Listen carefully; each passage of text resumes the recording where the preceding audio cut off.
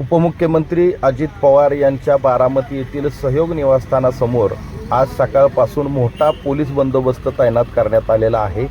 भाजपा युवा मोर्चाकडून उपमुख्यमंत्री अजित पवार यांच्या दारामध्ये आंदोलन केले जाणार असल्याची माहिती आहे आणि उपमुख्यमंत्री अजित पवार यांच्याकडून महाज्योती जे महामंडळ आहे ओबीसींच्या विद्यार्थ्यांसाठी आणि तरुणांच्या उद्योग व्यवसायासाठी या महाज्योतीकडून जो काही निधी दिला जातो तो निधी उपमुख्यमंत्री अजित पवार देत नाहीत अशा प्रकारचा आरोप करत आज भाजपच्या युवा मोर्चाच्या वतीनं उपमुख्यमंत्री अजित पवार यांच्या दारात हे आंदोलन केले जाणार असल्याची माहिती आहे।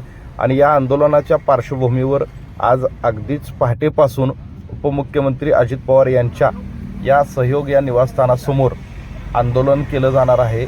या आंदोलनाच्या पार्श्वभूमीवर पोलिसांनी आज सकाळपासून कडेकोट बंदोबस्त या ठिकाणी ठेवण्यात आलेला आहे।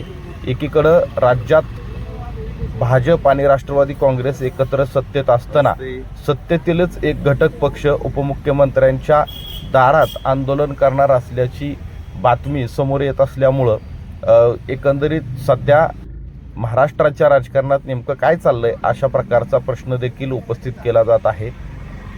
भाजप आणि राष्ट्रवादी काँग्रेस हे गेल्या अनेक निवडणुका एकत्र लढत असताना आताच माळेगावची निवडणूक देखील एकत्र लढलेली असताना उपमुख्यमंत्र्यांच्या दारात एकीकडे हिवाळी अधिवेशन चालू आहे आणि दुसऱ्या बाजूला त्यांच्या दारात आंदोलन केलं जात आहे।